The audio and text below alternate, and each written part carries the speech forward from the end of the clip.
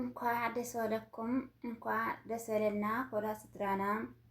አጽሃየ ብርሃን ገዛና እንኳዕ ደስ በለካ እንኳዕ ደስ በለና ርሑስ ጋማ ይግበረልካ ርሑስ መስዎ መርዓ አብርሃም ሳራን ይጎረልኩም ክብራ ስድራይ ድማ እንኳዕ ደስ በለኩም ክብራ ቅድማትና ድማ እንኳዕ ደሓን መጻኩም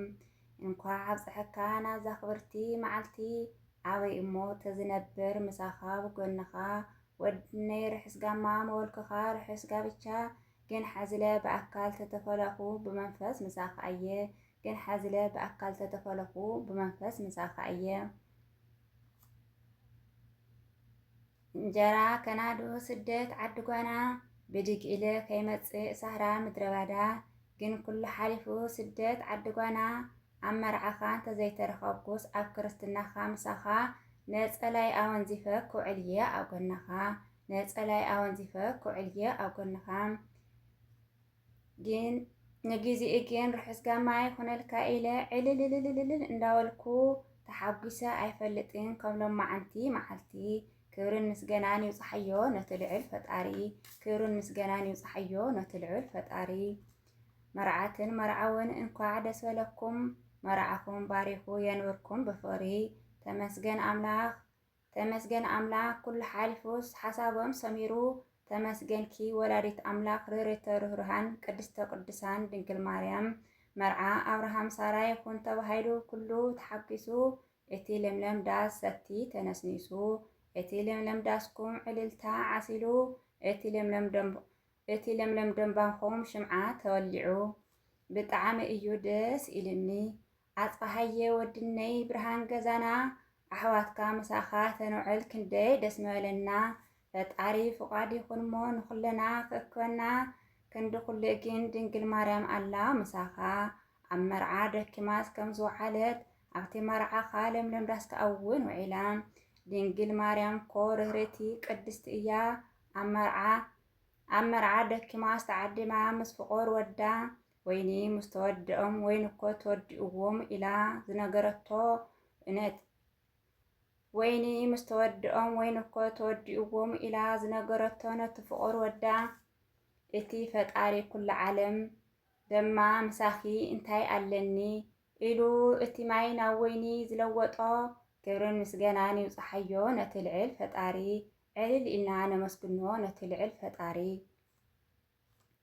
ኣጽሃየ መጽሓፍኩ ነይረ ኣብቲ ልበይ ዘሎ ግን ቃላት ይሓፅረኒ እዩ እንታይ ኢለ ከም ዝጅምሮ ንስኻ እኮ ትፍለ ኢኻ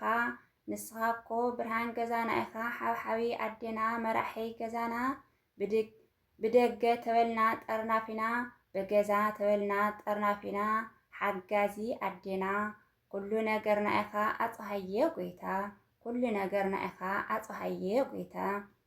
ሕድርና ኣጽኒዕኻ ክሳብ ዛሎም መዓንቲ ዕለት ብምኽንያት ይኾናይ ብርሃን ገዛና ንብለካ ወድነይ ክብረተይ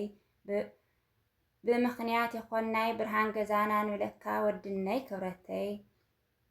ክነግረካ ኣይከኣልኩን ምስ ሰምዓኹ ዕለተ መርዓኻ ዝነበረኒ ስምዒት ዝነበረኒ ትዝታ ግን ከይስምዐካ ሃረርታ ስለ ዝነበረኒ እዩ ቁሩ ተሰሚዕኒ ግን ተመስገን ኢለዮ ንዚ ኣበባ ስለ ዘርአኒ ግን ተመስገን ኢለዮ ንዚ ኣበባ ስለ ዘርአኒ እንኳዕ ኣሸብረይ እንኳዕ ደስ በለካ ኣሸብረይ እንኳዕ ደስ በለካ ወድነይ ክብረተይ ልቺ ናይ ገዛና መዋዳድርቲ ዘይብሉ ብሩህ ቅዱስ ምእዝዝ ንወለዱ ብሩህ ቅዱስ ምእዝዝ ንወለዱ ምእዝዝ ኩሉ ግዜ ምሩቕ ቅዱስ ንሕናስ ተዓዲልና ከማኸ ሓው ዝበለ ዝረኸብና ከም ሓውና ዘይኮነስ ኮላይ ካመቦና እግዚአብሔር ይመስገን ንዓኻ ስለ ዝሃበና እግዚአብሔር ይመስገን ንዓኻ ስለ ዝሃበና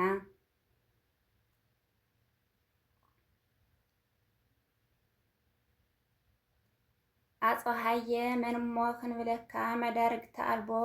ንዓና ዝሃበስ ንኹሉ ይሃቦ ዓጀኾን ደቅነይ ናበልካ ትበና ሓቦ ዓጀኾን ደቅነይ ናበልካ ብትበና ሓቦ እንተ ንሕና ግን ሰሓቅካ ጨዋታኻ ተላሚድና ክንውዕል ተስፋ ነርና ኣብቲ ለምለም ዳስካ ኣፀሃየ ንጉስ ገዛና ዕሰለ ክንብለካ ሽምዓና ወሊዕና ሓሳብናስ ንሱ እዩ ነይሩ ስደት ዓድጓና ግን ከም ዝሓሰብናዮ ኣይፀንሐናን ኣብቲ መርዓኻ ለምለም ዳስካ ዘይመዋዓልና ስለ ዘይወዓልና ኣብቲ ክርስትናኻ ጥምቀት ደቅኻ ግን ክንውዒና ምሳኻ ኣብቲ ክርስትናኻ ጥምቀት ደቅኻ ግን ክንውዕሊና ምሳኻ ወድነይ ርሑስ ጋማ ይግበረልካ ወድነይ ርሑስ ጋማ ይግበረልካ ጎይታ ናይ ገዛና ክብራ ስድራይ እንኳዕ ደስ በለኩም መርዓ ኣብርሃም ሳራ እናበልኩም እስኪ መርቁለይ ከምቱ መርዓኩም ዘርኤና ውላድኩም ድማ የርኤና በሉለይ እግዚአብሔር አምላክ ኣብ ፍቅሪ የንወርኩም እስካ መወዳእታ እግዚአብሔር አምላክ ኣብ ፍቅሪ የንወርኩም ክሳብ መወዳእታ ደጊም ሓደ ኣካል እምበር ክልተ ኣካል ኣይኮንኩምን ብሉጻተይ በድጋሜ ኮራ ስድራይና ዝኸበርካ ኣጽሓወይ ሩሑስ ጋማ ይግበረልካ እንኳዕ ድማ ደስ በለኩም እንኳዕ ደስ በለና ካብ ኣሕዋት ካብ ስደት ዘለና ብዙሕ ናፍቆት ኣለና እዩ ግን ግዚኡ ሰሳና ይኹነልካ እዚኣ ክገልጸልካ ደልየ ጽሓወይ ሩሑስ ጋማ ይግበረልካ